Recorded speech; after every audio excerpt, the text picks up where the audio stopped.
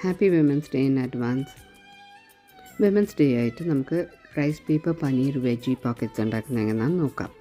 ഇതിനായിട്ട് നീളത്തിൽ കട്ട് ചെയ്ത ഫ്രൂട്ട്സും വെജിറ്റബിൾസും വേണം. പിന്നെ പനീർ സ്ലൈസും വേണം.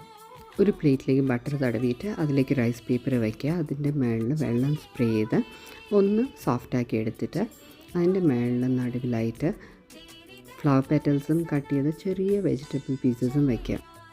ഇതിൻ്റെ മേലെ പനീർ സ്ലൈസ് വെച്ചിട്ട് അതിൻ്റെ മേലെ ഉപ്പും ചില്ലി ഫ്ലേക്സും ഇട്ട് ഒന്ന് തടവി കൊടുക്കാം. അതിൻ്റെ മേലെ വെജീസും ഫ്രൂട്ട്സും വെച്ച് നമുക്കിതിനെ ഒരു പോക്കറ്റായിട്ട് റാപ്പ് ചെയ്തെടുക്കാം.